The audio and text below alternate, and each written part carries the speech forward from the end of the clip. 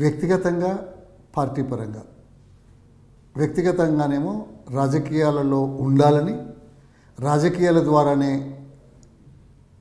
సమాజంలోని అంతగా అదృష్టానికి నోచుకొని వర్గాలకు సహాయం చేయడానికి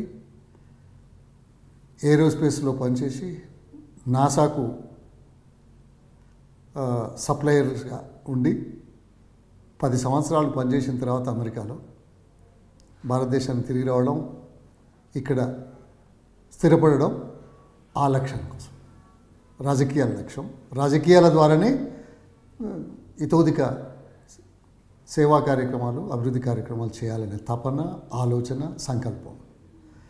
ఆ దిశలోపట అధికారం, ప్రతిపక్షం, అధికారం లేకపోవడం సమస్య కానే కాదు. అధికారం ఉన్నప్పుడు అవకాశాలు మెండుగా ఉంటాయి. అధికారం లేనప్పుడు అధికారంలోకి వచ్చిన రాజకీయ పార్టీలు ప్రజలకు ఏం చెప్పారు, చెప్పింది చేస్తున్నారా లేదా, ప్రజాహితం ఏమిటి, ప్రజాహితంలో ప్రజలతో మమేకమైన కాంగ్రెస్ పార్టీ ద్వారా మేము ఎప్పుడు అప్రమత్తంగా ఉంటాం, ప్రభుత్వ పక్షాలను అప్రమత్తం చేయడానికి ప్రయత్నిస్తాం. అధికారంలో ఉన్నవారికి తాము చెప్పిన మాటను నిలబెట్టుకోమని ప్రజల పక్షాలను గుర్తు చేస్తాం.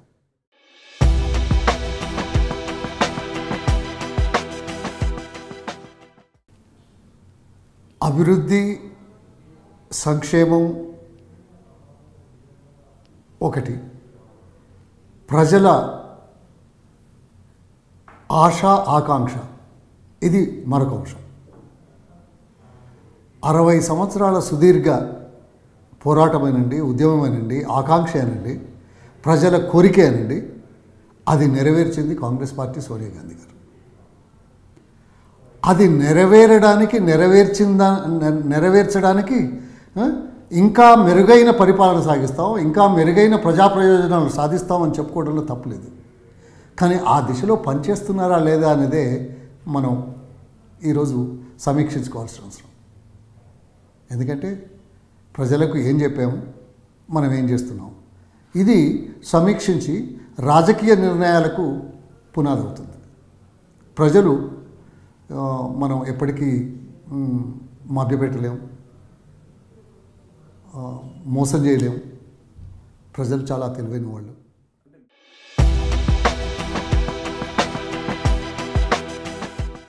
తెలంగాణ రాష్ట్రం ఏర్పడడం ప్రజల ఆశ, ఆకాంక్ష. కానీ ఈ 3 సంవత్సరాల పరిపాలన మీద తెలంగాణ ఇవ్వాలా లేదా అనేది, తెలంగాణ వచ్చింది మంచిదా లేదా అనేది చర్చనీయాంశం కాకూడదు, కాబోదు, ఎప్పుడు కాదు. ప్రజల మనస్సులో ప్రజల ఆకాంక్షలను తీర్చడమే ప్రజాస్వామ్య ప్రభుత్వాల పద్ధతులు అని భావిస్తాం. సరే, తెలంగాణ వచ్చింది, తెలంగాణ వస్తే మెరుగైన పరిపాలన ఉంటుందనుకున్నాం. ఆ ఆశ నిరాశగా మారుతున్నది, మారుతున్నది. సవరించే ప్రయత్నంలో లేరు పాలకులు. అందుకోసం ప్రజలు ఆలోచిస్తారు. అందుకోసం తెలంగాణ ఏర్పాటుకు 3 సంవత్సరాల పరిపాలనకు సంబంధం ఉండకూడదు. అంత మాత్రం చేత ఈ 3 సంవత్సరాల పరిపాలన బాగుందని నేను అనడం లేదు. రాష్ట్రం ఏర్పడ్డది, ఎంతో ఊహించారు, ఎంతో ఆశపడ్డారు, ఎన్నో మాటలు చెప్పారు.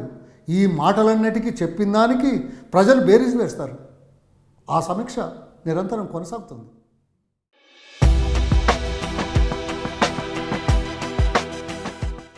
చెప్పిన మాటలకు విలువ లేకుండా పోయింది. ఏమో చేస్తున్నాము, ప్రజలకు చేరుతున్నాయని వాళ్ళు అంటున్నారని ఎవరు ప్రచారం చేసినా, ప్రసారం చేసినా వాస్తవాలకు విరుద్ధంగా ఉంది. మొట్టమొదటిది దళితుడు ముఖ్యమంత్రి అన్నారు. అయిందా? కాలేదే. ఇంకా సమస్య ఎక్కడ? రెండవది 12% రిజర్వేషన్లని ఉదరగొట్టాడు. 3.5 సంవత్సరాలు అయింది, అతిగతి లేదు. నేను ఇంకా లోతుగా వెళ్ళాను. 3 ఎకరాల భూమి అన్నారు. ఏదో నుమాయిష్కి ఓ 10 మందికి ఇచ్చేస్తే మేనిఫెస్టోలో పెట్టిన అంశం నిరూపైందా? 3 ఎకరాల భూమికి ఎంత అవుతుందో తెలుసా? 10 లక్షల కుటుంబాలని ప్రభుత్వమే చెప్పింది. 10 లక్షలకు 3 ఎకరాల చొప్పున 30 లక్షల ఎకరాలు. 30 లక్షల ఎకరాలు దొరకడం అనేది, కొనడం అనేది ప్రభుత్వానికి ఏ మేరకు సాధ్యమవుతుందో ఒకటి ఆలోచించాలి. అయిన తర్వాత దీని ఆర్థికంగా ఎంత అవుతుంది అనేది, ఈరోజు 5 లక్షలు 6 లక్షలు కూడా భూమి దొరకట్లేదు. మీరు కనుక 30 లక్షలు, ఈ ప్రభుత్వం, ఈ మహానుభావుడు కేసీఆర్ గారు అదరగొట్టిన మహానుభావుడు, అధికారంలోకి వచ్చినవాడు, మరి 30 లక్షల ఎకరాల భూమికి ఎంత అవుతుందంటారు? 5 లక్షలు వేసినా 1,50,000 కోట్లు అవుతుంది. 1,50,000 కోట్లు ఈ 5 సంవత్సరాల్లో చేస్తాడనుకున్నా అది సాధ్యమవుతుందా? ప్రతిపాదించాడా? బడ్జెట్లో కేటాయించాడా? ఖర్చు పెడుతున్నాడా? తూతూ మంత్రంగా ప్రజలకు నేను ఇస్తాను అని ఒక ఇద్దరికి ఇస్తే అయిపోయిందా? ఇది అలాగే 2 బెడ్రూమ్లు కాదన్నది ఎవరైనా ఆశపడతారు. 1972-73లో 400 రూపాయల గుడిసెలు కట్టించారు ఆ రోజుల్లో ఉండే పరిస్థితులను బట్టి. ఆ 400ది 2,000 అయింది, 4,000 అయింది, 8,000 అయింది, 20,000 అయింది. ఉమ్మడి రాష్ట్రంలో పరిపాలనలో 1,20,000 పెంచాం. అందరికీ ఇళ్ళు అన్నాము.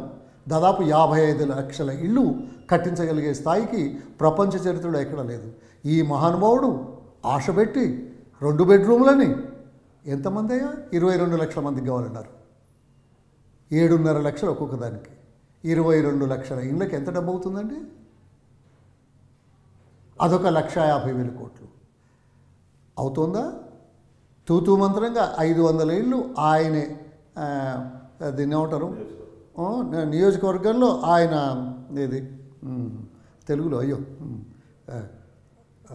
ఆయన దత్తత తీసుకున్న గ్రామం. 539 ఇల్లు కట్టడానికి 3.5 సంవత్సరాలు అయింది. అవి ఏ రకంగా ఉన్నాయో ధైర్యం ఉంటే, దమ్ముంటే చూడడానికి ముఖ్యమంత్రి గారు వస్తే నేను కూడా వెళ్తాను. చూపించమనండి ఆ కన్స్ట్రక్షన్ ఎలా ఉంది, అవి ఎట్లా ఉన్నాయి, అక్కడి ప్రజలు ఏమంటున్నారు. సరే, ఇది ఇచ్చిపెడదాం. అందరికీ 2 బెడ్రూమ్ కావాలా? ఇది సాధ్యమవుతుందా? ఇవ్వగలుగుతాడా? ఇవ్వట్లేదే. ఇంకా చాలా ఉన్నాయి. నీళ్లు, నిధులు, నియామకాలు అన్నాడు. నియామకాలు ఎక్కడున్నాయి? ఇంటికో ఉద్యోగం. నీళ్ల సంగతి ఏమిటి? 38,500 కోట్ల రూపాయలతోటి ప్రాణహిత చేవెళ్ళ ప్రతిపాదిస్తే శాశ్వత ప్రాతిపదికన హైదరాబాద్ నగరానికి నీటి సరఫరాకు, ఏది పారిశ్రామికీకరణకు, తర్వాత తాగునీటి అవసరాలకు, పెరుగుతున్న పట్టణ జనాభాకు దృష్టిలో ఉంచుకొని భవిష్యత్తులో ఇబ్బంది లేకుండా మిగులు జలాలున్నది, నికర జలాలున్నది గోదావరి నుంచి తీసుకురావడానికి పునాదులు వేసి మొదటి దఫా పూర్తి చేస్తే 3,500 కోట్లతోటి అటువంటి ప్రాజెక్టును వద్దన్న మహానుభావుడు 38,500 కోట్లు పెడితే ఇదే కేసీఆర్ గారు స్వంత గ్రామంలో 30 సంవత్సరాల ప్రజా జీవితం లోపల ఊరి చెరువును కూడా బాగు చేసుకోవడానికి దృష్టి పెట్టని మహానుభావుడు, మంత్రి పదవి రాకపోతే మాత్రమే తెలంగాణ నినాదం ముందుకు తీసుకొచ్చిన మహానుభావుడు, 38,500 ప్రాణహిత చేవెళ్ళ ప్రాజెక్టు వద్దన్న మహానుభావుడు, ఇందులో ఎన్నో ఉన్నాయన్న మహానుభావుడు, రాత్రికి రాత్రి 2.5 సంవత్సరాల తర్వాత 88,500 కోట్లకు పెంచడమే కాకుండా చేవెళ్ళ పేరు లేకుండా, ప్రాణహిత పేరు లేకుండా, అంబేద్కర్ గారి పేరు మీద రూపకల్పన చేసిన ప్రాజెక్టుకు అంబేద్కర్ పేరును తీసేసిన అపఖ్యాతి చరిత్రలో ఆపాదించుకున్న మహానుభావుడు. అటు దళితుని ముఖ్యమంత్రి చేయలేదు, ఇటు అంబేద్కర్ను అవమానించాడు. ఆ తర్వాత 88,500 కోట్లకు ప్రతిపాదించి చేవెళ్లకు నికర జలాలు రాకుండా కృష్ణానది నుంచి 3 సంవత్సరాలకో 4 సంవత్సరాలకో ఒక్కసారి వచ్చే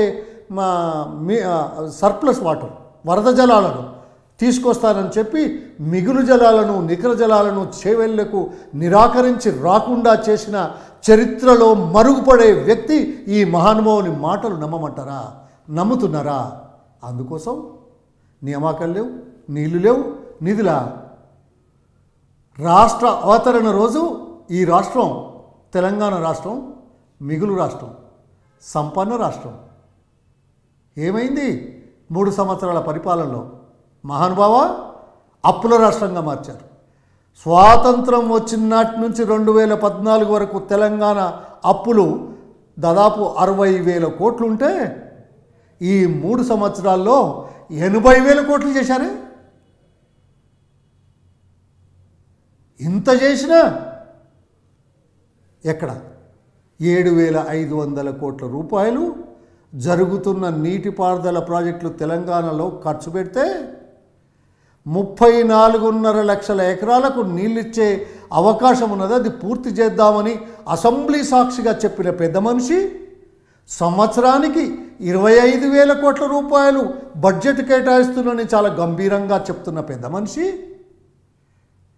3.5 సంవత్సరాలలో 7,500 కోట్లు ఖర్చు పెట్టలేడా? దేనికి పెడుతున్నారయ్యా? దేనికి పెడుతున్నారు? ఆలోచించాలి. ప్రజలు ఆలోచిస్తున్నారు. ప్రజలకు తక్షణమే వచ్చే అవకాశాలను పక్కన పెట్టి ప్రచార ఆర్భాటంతో రాజకీయ కోణంలో స్వంత కోణంలో తన లాభం కోసం చేసే కార్యక్రమాలను ముందు పెట్టి డబ్బు వృధా చేయడమే కాకుండా అప్పులు తీసుకొచ్చే చరిత్ర ఈ ముఖ్యమంత్రి కేసీఆర్ గారు చరిత్రలో ఒక దుర్మార్గపు చర్యగా మిగిలిపోతాడు.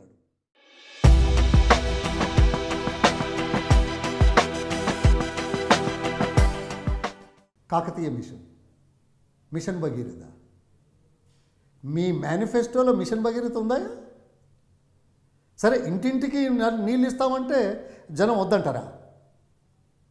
అంటే జనం యొక్క దీన్ని ఆసరా చేసుకొని నీ స్వప్రయోజనాల కోసం రాష్ట్ర వనరులను వృధా చేస్తున్నది మీరు. నేను ఒకటే ఎగ్జాంపుల్ చెప్తా. మంచినీళ్ళ సరఫరా లేదనా? ఉంది.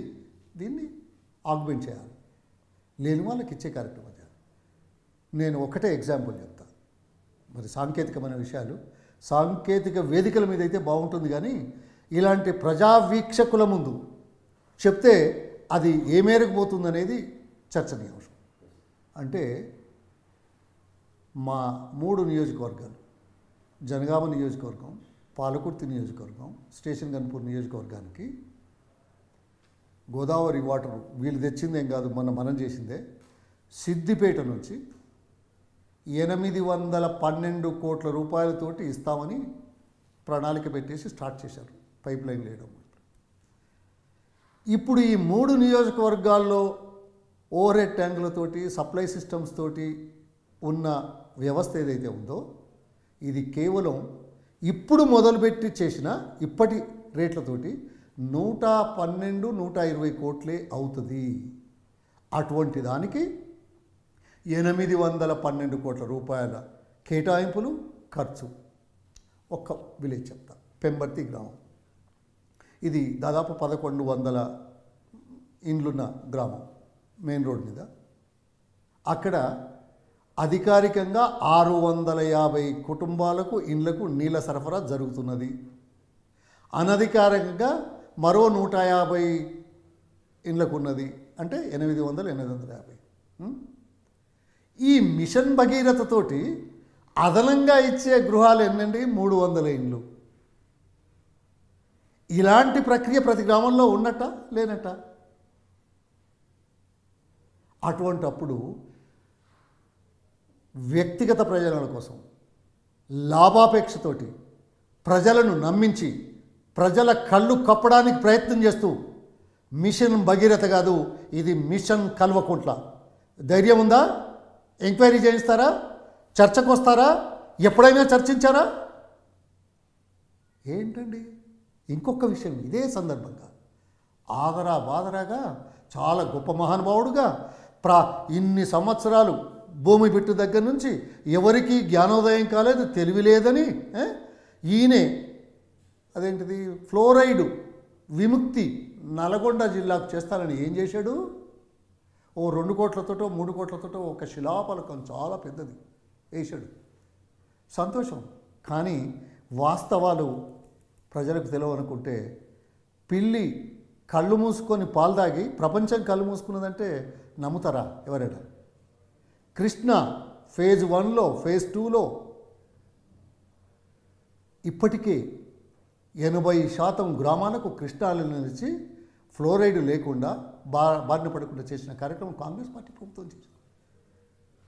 దీన్ని మీరు ఆసరాగా చేసుకొని ఏదో నేను చేస్తానని అక్కడ ఒక శిలాపలకం ఆ మీనారు కట్టడం అదే చరిత్ర అయితే, అదే గొప్ప అయితే ప్రజలు క్షమించరు. మీ కార్యక్రమాలు అలా ఉన్నాయి. మసిబూసి ఏమంటారు గ్యారెంటీ చేయడమే మీరు చేస్తున్న పని చేయలేదు. కళ్ళు మూసుకున్న వాళ్ళకి పని జరగలేదంటారు. మీ అసెంబ్లీ సాక్షిగా మీరు చెప్పిందే. ముఖ్యమంత్రి కేసీఆర్ గారు 7,500,000 కోట్లు ఖర్చు పెడితే 34,500 లక్షలకు కాంగ్రెస్ పార్టీ ప్రభుత్వం మొదలుపెట్టిన ప్రాజెక్టులలో నీళ్ళు వస్తుందని మీరే చెప్తున్నారు. ఏం మాట్లాడుతున్నారు? జలయజ్ఞం ధనయజ్ఞమైందా? 38,500 కోట్ల ప్రాణహిత ప్రాజెక్టు 85,000 చేసిన చరిత్ర నీచ సంస్కృతి నీదైతే మమ్మల్ని అంటారా? ప్రాజెక్టు మొదలుపెట్టి నీళ్ళు తీసుకొచ్చి మంచినీళ్ళు తీసుకొచ్చాం. గోదావరి మీద నిజామాబాద్లో 2 ఎత్తిపోతల పథకాలు పూర్తి చేశాం. దేవాదుల్లో మొత్తం అత్యంత ఎక్కువ ఎత్తైన ప్రాంతమైన తెలంగాణ ప్రాంతమైన చేర్యాల జనగామకి గోదావరి నీళ్ళని తీసుకొచ్చిన మొట్టమొదటి చరిత్ర కాంగ్రెస్ పార్టీ ప్రభుత్వానికి. రిజర్వాయర్లు నింపింది. ఆ రిజర్వాయర్లు నింపే కదా ఈరోజు మీరు నీళ్ళు ఇస్తున్నామని చెప్తున్న సంగతి. ఇవన్నీ కళ్ళకు కనపడాయా? రిజర్వాయర్లు కనపడడం లేదా?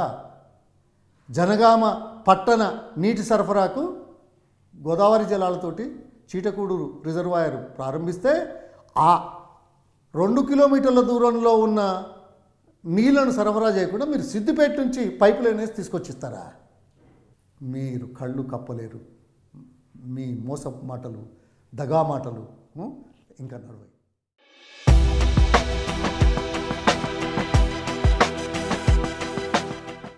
కాదు, అభివృద్ధికి నిర్వచనం తెలుసా ఆయనకి? అసలు పెట్టుబడులు నిరంతరం కొనసాగుతున్నాయి. కాంగ్రెస్ పార్టీ ప్రభుత్వంలో వచ్చింది, అంతకుముందు ప్రభుత్వంలో వచ్చింది. మేము చేసిన కృషి వల్ల గూగుల్ కానీ, అమెజాన్ కానీ, తర్వాత ఆరకిల్ కానీ మిగతా వాటన్నిటికీ మేము ఒప్పందాలు చేసుకున్నాం, ఎంఓయూలు చేసాం. ఇప్పుడు వాళ్ళు మొదలు పెడుతున్నారు, దీళ్ళు డబ్బా కొట్టుకొని నాకేం అభ్యంతరం లేదు. కానీ వాస్తవాలు మరుగున పడాయి. మీకు చిత్తశుద్ధి లేదు. మీ ప్రచార యావ తప్ప, స్వలాభాపేక్ష తప్ప, మీ కుటుంబం అధికారంలో ఉండడానికి చేసే కుతంత్రాలతో ప్రభుత్వం నడుస్తున్న తప్ప ప్రజాహితంతో కాదు. ప్రజలకు మారుపేరు చేసి రైతులు ఏం చెప్పాడు మహానుభావుడు? ఎకరానికి ₹1,00,00,000 సంపాదిస్తారంటాడు. నేనంటాను, మీరు ఇజ్రాయెల్కి ఈరోజు ప్రధానమంత్రి గారు పోయారు, మీరు టీంను పంపించారు ఎమ్మెల్యేలను. సరే, నేను కాదన్నా. ఎకరానికి ₹1,00,00,000 సంపాదించే ఫామ్ హౌస్ నీ దగ్గర పెట్టుకొని ఇజ్రాయెల్ దాకా ఎందుకు పంపించావా? నీ ఫామ్ హౌస్లో ఒకసారి చూపించు, మేము కూడా వస్తాం, మాకు ఉన్నాయి వ్యవసాయ క్షేత్రాలు. మరి ఇంతగా బాగా వ్యవసాయం గురించి మాట్లాడుతున్నారే, నీళ్ళ గురించి మాట్లాడుతున్నారే, రైతుల పరిస్థితి ఏమిటి? ఇవాళ రైతు ఆత్మహత్యల్లో నీ నియోజకవర్గం నంబర్ 1 ఎందుకు ఉంది? మీ సిద్దిపేట జిల్లా మీరు ఇంతకుముందు పోటీ చేసింది, ఆ జిల్లా నంబర్ 2గా ఎందుకు ఉంది రాష్ట్రంలో? మద్దతు ధరలు ఎందుకు తగ్గిపోయినాయి? మార్కెట్ ఇంటర్వెన్షన్ ఎందుకు చేయలేకపోతున్నారు? కరువు నిధులు మీరు ఎందుకు త్వరితగతిన ఖర్చు పెట్టలేకపోయారు? ఆలస్యం చేశారు. ఎందుకోసం చేశారు? వీటన్నిటికీ సమాధానాలు లేవు. ప్రగతి భవన్లో కూర్చొని ప్రజల గురించి ఆలోచిస్తారా? ప్రజల సమక్షంలో వచ్చి ప్రజల విషయాలు తెలుసుకోమని చెప్తున్నాం మేము.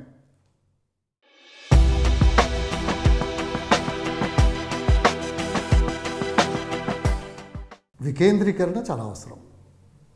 ప్రజలకు చేరువలో ఉండడానికి ప్రభుత్వాలు ఎప్పుడు చేస్తూ ఉంటాయి. అనేక కార్యక్రమాలు కూడా ఆ రీతిలో చేసినాం. పెద్ద జిల్లాలు ఉన్నప్పుడు చేసినాం. ఇప్పుడు జిల్లాలు కూడా మార్చేసి చేస్తాం. అధికారులు అందుబాటులో ఉంటారని, ప్రజలకు దగ్గరలో ఉంటారని, అందులో ఏం లేదు. కాకపోతే ఈయన ఇంకో 2 అడుగులు ముందుకేసినట్టుగా కనపడుతున్నది. ఇప్పుడు ఏ గీత గీసినా డిబేటబులే, తప్పదు. అది మేము అన్నాం, ఏదో 17-20 అయితే బాగుంటుందని మేము అనుకున్నాం పార్టీ పరంగా. కానీ ఆయన 30 ఎక్కడ చేశాడు. సరే, చేశాడు. కానీ మనం ఆశించిన మేరకు మన పర్యవేక్షణ ఉందా? మన సమీక్షలు ఉన్నాయా? ఫలితాలు వస్తున్నాయా? లేక అవినీతి ఇంకా పెరిగిందా? సమీక్షించి ఆలోచించి సవరించే కార్యక్రమాలు చేయకుండా నేనేదో చేశానని చెప్పుకుంటే లాభం ఏంటి? ఆలోచన ఉండడం తప్పు కాదు. ఆలోచన వల్ల తీసుకొచ్చిన పరిణామాలు ప్రజలకు మేలు కలిగేవి ఉండే విధంగా చూడాల్సిన బాధ్యత నుంచి తప్పించుకుంటున్నారు, బాధ్యతను మర్చిపోతున్నారు, ఆ బాధ్యతను నిర్వర్తిస్తలేదే మా అంశం.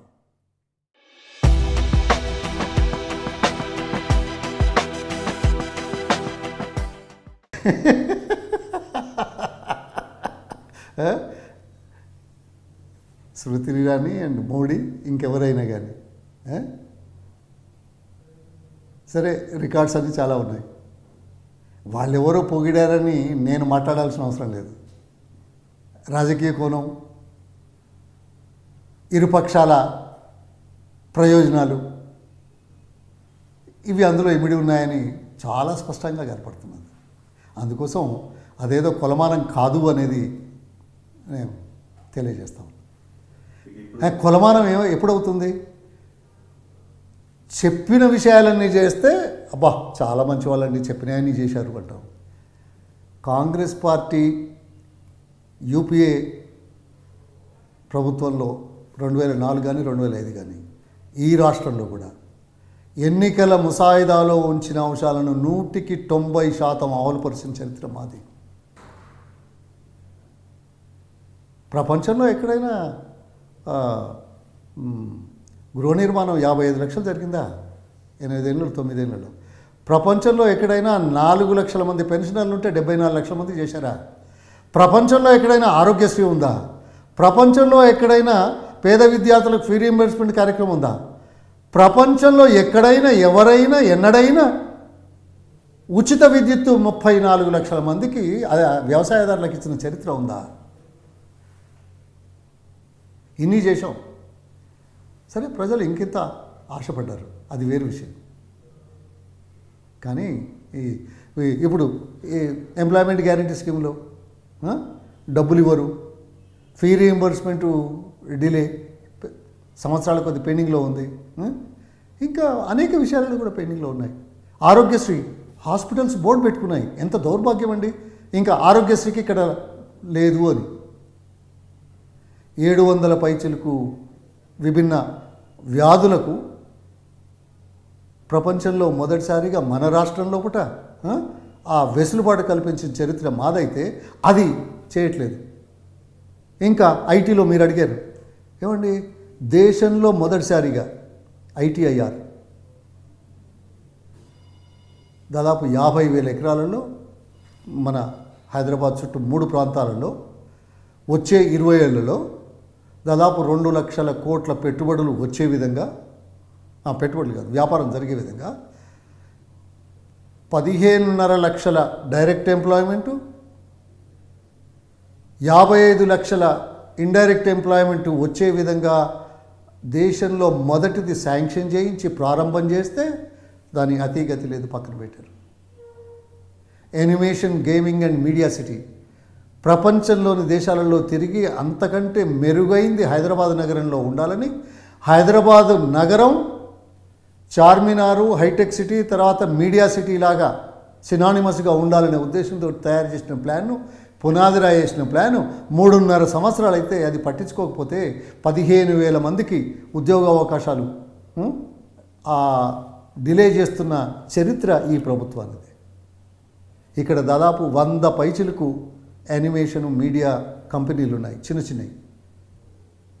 ఆస్కర్ అవార్డు వచ్చిన ఆ సినిమా ఏదో ఉంది కదా, లైఫ్ ఆఫ్ పై, మన నగరంలో కూడా 80% చిత్రీకరించబడ్డది, సాంకేతికంగా చిత్రీకరించబడ్డది. అటువంటి దానికి మరింత ప్రోత్సాహం ఇచ్చే విధంగా ముందు చూపుతోటి మేము చేసిన పనులను మీరు 3.5 సంవత్సరాల్లో ఎందుకు కాలయాపన చేస్తున్నారు అనే దానికి సమాధానం చెప్పగలుగుతారా? ఒక తరం, 1 సంవత్సరం ఆలస్యమైతే 1 తరానికి అన్యాయం చేసిన వాళ్ళు అవుతాం. ఆ చిత్తశుద్ధి పట్టుదలతోటి ప్రజాక్షేత్రంలో ఉన్న ప్రజానాయకులు పనిచేయాల్సిన అవసరాన్ని మేము గుర్తు చేస్తూ ఉన్నాం. ఏదో కాకి కబుర్లు కాదు, కథలు కాదు. అధికారం రావడము, అధికారం పోవడం జరుగుతూ ఉంటుంది. కానీ ప్రజల పక్షాన నిలబడడమే రాజకీయాల్లో ఉన్నవారికి ఉండాలి అనేది నేను కోరుతున్నాను.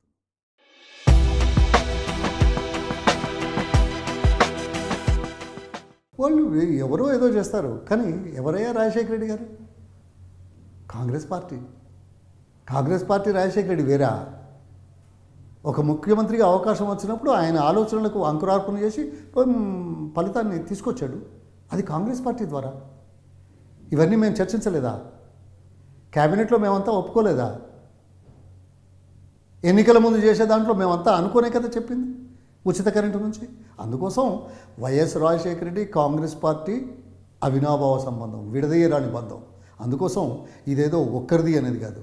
ఇవాళ వీళ్ళు చాలా మాట్లాడతారు మహానుభావులు, మోడీ గారు కానీ కేసీఆర్ కానీ ఏం చేయనట్టుగా ఈ 70 సంవత్సరాల స్వాతంత్రంలో. ఒక్క నిమిషం నేను తీసుకుంటాను మీ దగ్గర. 1947లో స్వాతంత్రం వచ్చిందండి ఈ దేశానికి. ఆ దేశం ఏ పరిస్థితుల్లో ఉంది?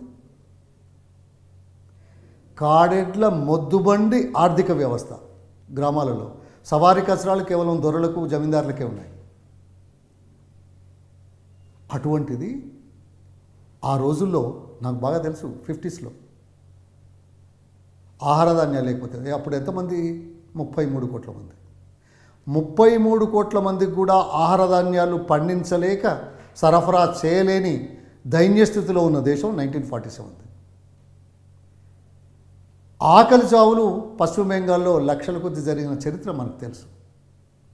అటువంటి దేశం ఆ స్థాయి నుంచి ఇవాళ దాదాపు 270 మిలియన్లు, అప్పుడు 55 మిలియన్ల ఆహార ధాన్యాలు పండిస్తే ఈరోజు సుమారు 265-270 మిలియన్ల టన్నుల ఆహార ధాన్యాలు పండించడమే కాకుండా అప్పుడేమో PL 480 కింద 50స్లో అమెరికా నుంచి గోధుమలు మొక్కజొన్నలు దిగుమతి చేసుకొని గ్రామాలలో పంచిన వాస్తవాలు నేను కళ్ళారా. I'm one of the beneficiaries my family. ఆ దశ నుంచి ఈరోజు దేశానికి సరిపడే ఆహార ధాన్యాలు పండించడమే కాకుండా 65 దేశాలకు ఎగుమతి చేసే స్థాయికి తీసుకొచ్చింది ఎవరయ్యా? కాంగ్రెస్ పార్టీ ప్రభుత్వాలు. పునాదులు వేస్తే చిటికలతోటి ఏదో సెంటిమెంట్ను రెచ్చగొడితే కార్యక్రమాలు కావు. చిత్తశుద్ధి కావాలి. వాస్తవాలు గుర్తించి వాస్తవాలకు అనుగుణంగా పరివర్తన తీసుకురావాల్సిన అవసరాన్ని గుర్తించింది కాంగ్రెస్ పార్టీ. ఇది ఒక అంశం. రెండవ అంశం, నేనైతే 3వ తరగతి 4వ తరగతిలో ఉన్నప్పుడు ఊళ్ళో కిరసిన్ ల్యాంపులు కూడా లేవు మాకు. అంటే పేదరికంలో ఉన్నవాళ్ళం. ఆముదపు ప్రమిదలు పెట్టుకొని దాని చుట్టూ కూర్చొని చదువుకున్నాం.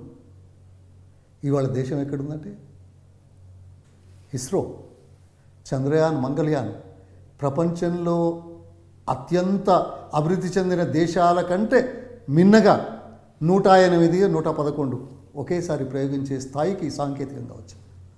మూడవ అంశం, నేను అదే చెప్పాను, మన ఆర్థిక వ్యవస్థ అప్పుడు ఇప్పుడు ప్రపంచంలో 3వ ఆర్థిక శక్తి. రవి అస్తమించని బ్రిటిష్ సామ్రాజ్యం ఈరోజు 3వ స్థాయికి రాలా. పారిశ్రామిక విప్లవాన్ని తీసుకొచ్చిన ఫ్రెంచ్ 3వ స్థానంలో లేదు.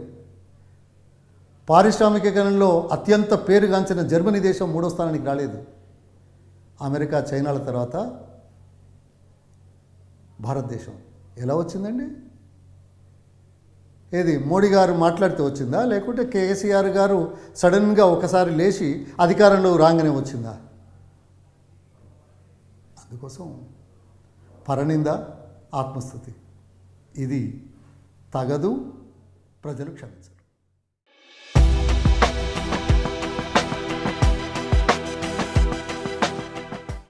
ఇది ఒకటి ఇక్కడ గుర్తు చేసుకోవాలి. వ్యక్తులు ఇంపార్టెంట్, పార్టీ కార్యక్రమాలతోటి పర్సెప్షను రెండవ అంశం, మూడవది కాంగ్రెస్ పార్టీ. కాంగ్రెస్ పార్టీ చరిత్ర కానీ లేకుంటే ప్రభుత్వంలో చేసిన కార్యక్రమాలు కానీ దీన్ని ఎవరు ఏం చేయలేరు. తర్వాత పార్టీ పరంగా పర్సెప్షన్ క్రియేట్ చేయడం లోపల తెలంగాణలో ఆశించిన మేరకు లేకపోవచ్చు. ఇక్కడ వ్యక్తుల వల్ల అవుతుందని నేను అనుకోను. ఎవరైనా వ్యక్తులు పార్టీ కార్యక్రమాలు ఏ రకంగా ఉంటే బాగుంటుందని సంప్రదించి ఆలోచించి సలహాలు తీసుకొని చేస్తే ఆ పర్సెప్షన్ క్రియేట్ అవుతుంది. అందుకోసం వ్యక్తుల ప్రాధాన్యత కానీ వ్యక్తుల ప్రాముఖ్యం కానీ రాజకీయ పార్టీలలో ఉండదు. Where was Modi? ఆయనకంటే పెద్దవాళ్ళు అంతకుముందు ఉన్నారు. సో పార్టీ నిర్ణయించింది. అంటే నేను ఆయన ఆ స్థాయికి రావడానికి ఏదో వ్యక్తి అని రాలేదే, పార్టీ గుర్తించింది, ఇచ్చారు. అట్లాగే మా పార్టీలో కూడా పార్టీ కార్యక్రమాలే కార్యకర్తలను పార్టీని తీసుకొస్తుంది. అందుకోసం వ్యక్తుల ప్రాధాన్యత ఉండదు. పార్టీ నిర్ణయాలు ముఖ్యం. పార్టీ ఏ కోణంలో ఆలోచించి ఎవరైతే బాగుంటుంది అనేది అదొక వేరే నిర్ణయం. కానీ వ్యక్తుల వల్లనే అవుతుంది అనుకోవడం పొరపాటు.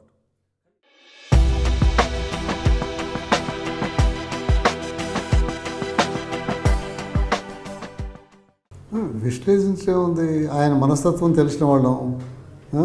ఏదో నమ్మించడానికి భ్రమింపజేయడానికి చేసే కార్యక్రమాలే కానీ ఎత్తుగడల్లో భాగంగా ఆయన స్వంత ప్రయోజనాన్ని కాపాడుకోవడం చేసే కార్యక్రమాలే. ఓకే, మీరా కుమారి గారు తెలంగాణ అక్కడ సభాపతిగా ఉండి ఏం చేశారనేది ప్రపంచానికి తెలుసు. అయినా గుర్తించకపోవడం దురదృష్టకరం.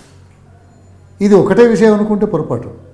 ఆయన దళిత ముఖ్యమంత్రి చేస్తానని, కాపలా కుక్కలా ఉంటానని, తనకు తన కుటుంబానికి అవసరం లేదని, మొత్తం కుటుంబంలో ఉన్న వాళ్ళందరికీ మంత్రి పదవులు ఇచ్చిన చరిత్ర ఆయనదైతే, దళితుల్ని మరిచిన చరిత్ర ఆయనదైతే, మోసం చేసిన ఆయనదైతే మీరా కుమారి గురించి ఆలోచిస్తాడా? అదే కాదు, 3 అంశాలు ఉన్నాయి. డిమానిటైజేషన్, ఏది నగదు బదిలీ కార్యక్రమం ఉంది కదా, దాంట్లో మొదలు ఏం మాట్లాడాడు?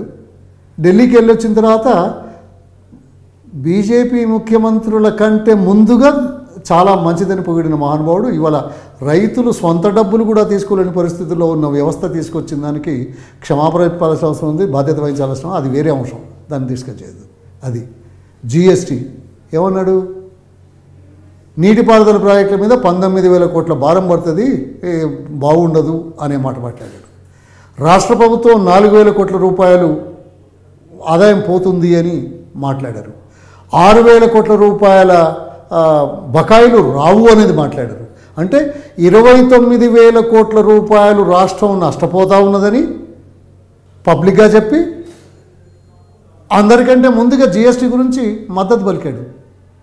నిన్న మళ్ళీ స్టేట్మెంటు, రాష్ట్ర ప్రభుత్వ ప్రకటన వేరు, గతంలో చెప్పిన వేరు, నిన్న వేరు. ఎందుకయ్యా ఎన్డీఏ అభ్యర్థిని సమర్థిస్తున్నావు? ఏ కోణంలో సమర్థిస్తున్నావు? మనది సర్వసత్తాక సోషలిస్టు ఉంది కదా, మన ప్రజాస్వామ్యం, మన దేశం, మన కాన్స్టిట్యూషన్. దానికి భిన్నంగా మాట్లాడిన మనిషి. క్రైస్తవులు, మహమ్మదీయులు ఈ దేశవాసులు కాదని, లేకుంటే వాళ్ళ గురించి పట్టించుకోవద్దని బాహాటంగా మాట్లాడిన మనిషి ఈ దేశ ప్రథమ పౌరుడిగా, రాజ్యాంగ రక్షణకర్తగా మీరు ఎలా ఒప్పుకుంటున్నారు? ఎందుకు ఒప్పుకుంటున్నారు? మీరు చెప్పింది ఎన్నడూ చేయలేదు. కానీ ఈ 3 అంశాలలో మీరు మద్దతు పలకడానికి ఏం కారణం? ఒకే కారణం, తన చరిత్ర బయటపడకుండా లొంగిపోతున్నాడు. చరిత్ర ఏమిటి తెలుసు. సిబిఐ కేసులు ఉన్నాయి, ఇంకా ఇతర కేసులు ఉన్నాయి, ఫోన్ ట్యాపింగ్ కేసు ఉంది. ఇవన్నీ బయటపడకుండా ఉండడానికి, కప్పిపుచ్చుకోవడానికి ఈ రాష్ట్ర దేశ ప్రయోజనాలను తాకట్టు పెట్టే మొట్టమొదటి ముఖ్యమంత్రి కేసీఆర్ గారు. అంతే. అవగాహన రాహిత్యమో లేకుంటే వ్యక్తిగత అవసరాల కోసమో తెలియదు, కానీ ఇది జరుగుతూ ఉంటుంది. సో దీన్ని ఒక కోణంలో తగ్గించాల్సిన అవసరం ఉంది. ఈ ప్రజల పర్సెప్షన్కి అడ్డొచ్చే ఏ కార్యక్రమం అయినా, ఏ ఆలోచన అయినా, ఎవరైనా, ఏ మాట అయినా తగదు అనేది అర్థం చేయించడానికి చేసే ప్రయత్నం పార్టీలో చేయాలి. మేము ప్రయత్నం చేస్తాం.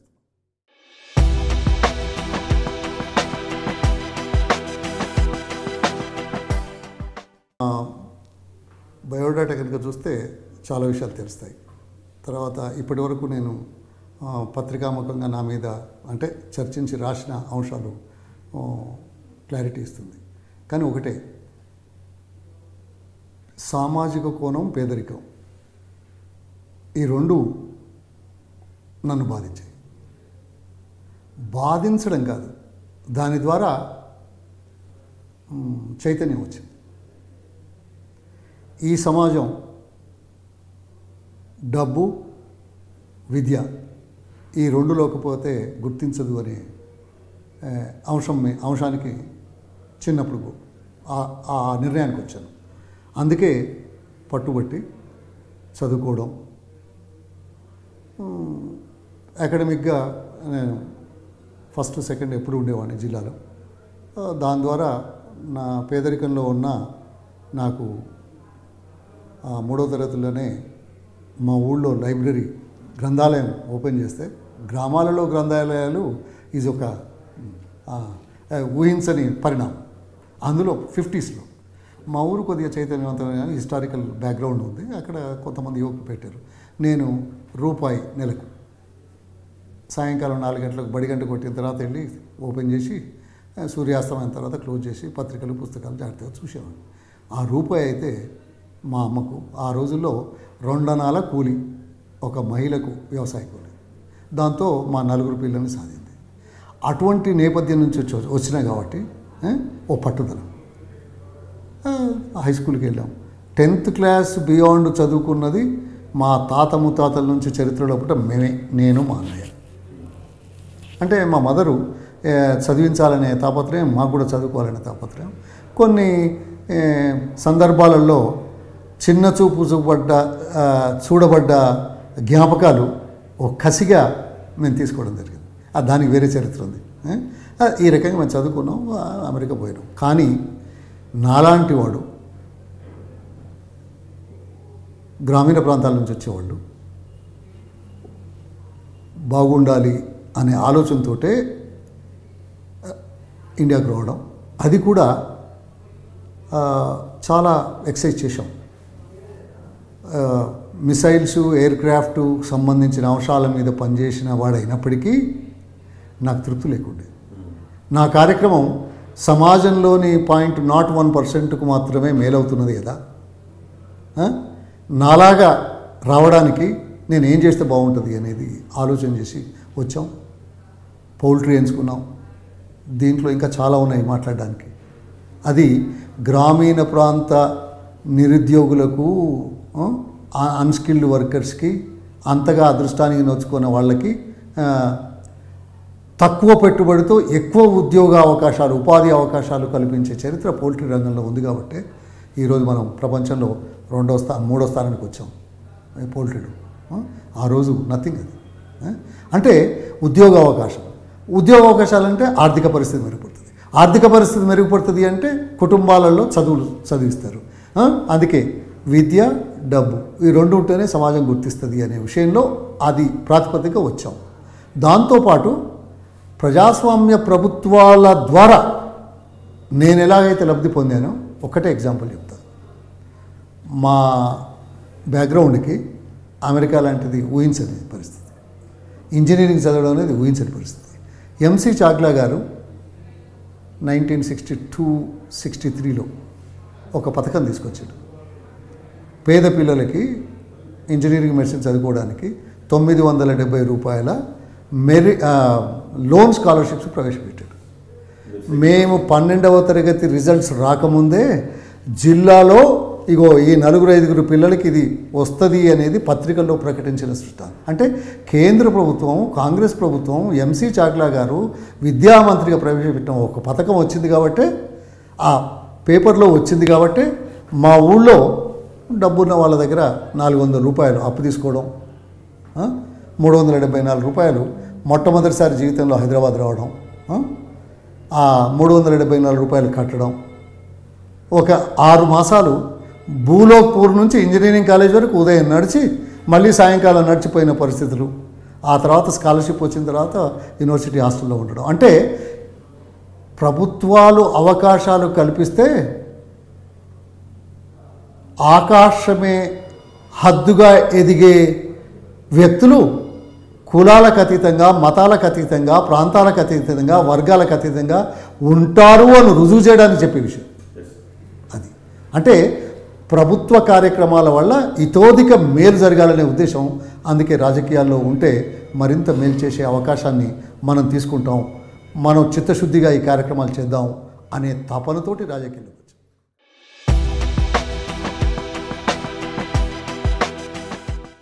కాలేజీ రోజుల్లో, చదువుకునే రోజుల్లో ఒకటి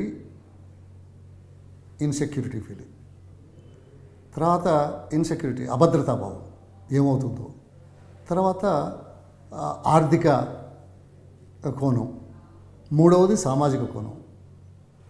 మనం ఎక్కువ మాట్లాడలేకపోతే, ఎక్కువ మనం ఇంత ఫ్రీగా ఉండేవాళ్ళం కాదు. ఇప్పుడు వేరు. అమెరికాలో వెళ్ళిన తర్వాత సరే మన ఆలోచనలకు అనుగుణంగా మనం ఉంటాం, కానీ ఆ పరిస్థితుల్లో భావ ప్రకటన కానీ వ్యక్తిగత శారీరక ఈ మూమెంట్స్ కానీ ఉండేవి కావు. ఏదో బాగా చదువుకోవాలి, మన పని మనం చేసుకుందాం, మనకు మిగతా వాళ్ళతో సంబంధం లేదు. మనం జీవితంలో ఒక స్థాయికి వచ్చే వరకు అనేది కొంత భయంగా ఉండేది వాస్తవంగా.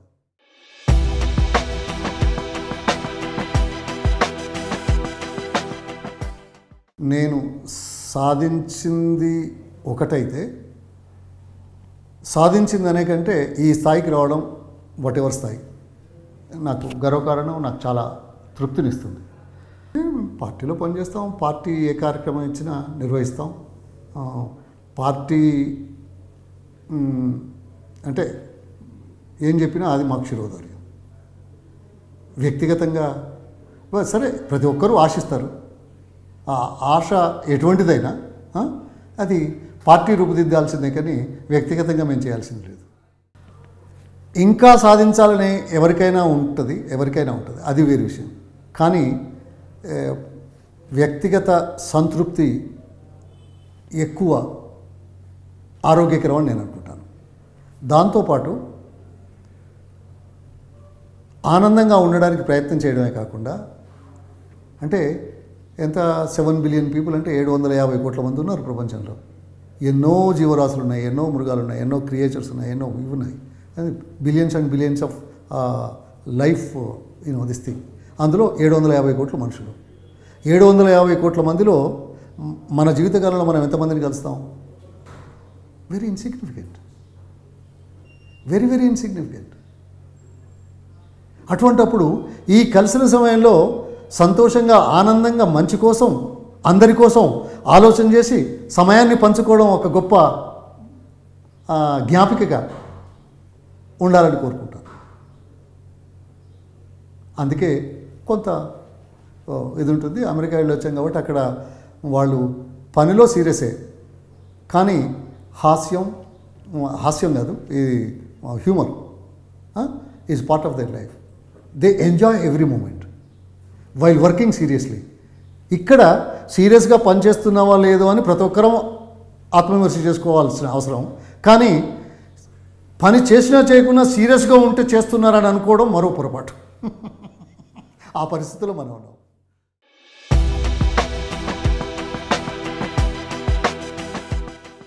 క్రేజియస్ట్ అని అనుకోను, కానీ ఈ జీవితంలో నాకు లభించిన 2-3 అంశాలు. 1964లో ఇంజనీరింగ్ 2వ సంవత్సరం మేము నాగార్జున సాగర్ కట్టడాన్ని చూడడానికి వెళ్ళాం. నా అదృష్టం చూడండి, అప్పటికి ఇంకా నీళ్లు నిలవబెట్టలేదు, అయితా ఉన్నది. మాన్యువల్ లేబర్ 50,000 మంది పనిచేస్తున్నారు. ఆ స్కాఫోల్డింగు, ఆ పెద్ద రాళ్లను దీని మీద వేసుకొని నలుగురు తీసుకుపోవడం చూశాను. కానీ అంతకంటే ముఖ్యమైన అంశం, నదీ గర్భంలో, ప్రాజెక్టు గర్భంలో నడుస్తూ నందికొండకు పోయాం. చరిత్రలో మళ్ళీ ఈ అవకాశం ఎన్నడూ రాదు ఎవరికి. ఎందుకంటే 405 టీఎంసీల నీళ్లు, డెడ్ స్టోరేజ్ కొన్ని వందల టీఎంసీలు ఉన్నాయి, 100 టీఎంసీ పైన. Then nobody will be able to walk. ఆ అనుభూతి నాకు చాలా గొప్పది. అట్లాగే పరకాలలో 1961 అనుకుంటాను, హై స్కూల్లో ఉన్నాను. ఉన్నాం. హై స్కూల్లో ఉన్నాం. హై స్కూల్లో ఉన్నప్పుడు అక్కడ ఆ గ్రామం పేరు ఏదో ఉంది, అక్కడ ఈ ప్రాజెక్ట్ కట్టారు, చలివాగు ప్రాజెక్టు. ఆ రోజుల్లో అది మా జిల్లాలో ఫస్ట్ ఎవర్ ప్రాజెక్టు ప్రభుత్వం వచ్చిన తర్వాత. ఆ తర్వాతనే మేము దేవాదుల్లో మేము చేసిన 12 రిజర్వాయర్లు ఏవో ఉన్నాయి. అప్పటిదాకా ఇంకేం లేదు. ఆ ప్రాజెక్టులో వెళ్ళి అక్కడ కూడా నడిచాను, ఆ వాగులో పనిచేస్తుంటే చూడడానికి. ఆ తర్వాత 1984-85లో 2 సంవత్సరాలు గోదావరి నీళ్లు కావాలని మేము పోరాటం చేశాం. పెద్దలు పురుషోత్తం రెడ్డి గారు నల్గొండ వారు అధ్యక్షులుగా, నేను ప్రధాన కార్యదర్శిగా మేము పనిచేసాం. 2 సంవత్సరాలు పోరాటం చేశాం. అదేవిధంగా 1991లో తెలంగాణలో పవర్ ప్లాంటు పిట్ హెడ్ కావాలా భూపాలపల్లి అని దానికో ఉద్యమం చేశాం. ఇవన్నీ అవకాశం వచ్చిన నేపథ్యంలో కూడా మేము అవే కార్యక్రమాలు చేశామని చెప్పుకోవడానికి గర్వంగా ఉంది, తృప్తిగా ఉంది. భగవంతుడు అవకాశాలు ఇస్తే మరెన్నో కార్యక్రమాలకు తలపెట్టడం, చేయడం నా ధర్మంగా భావిస్తాను.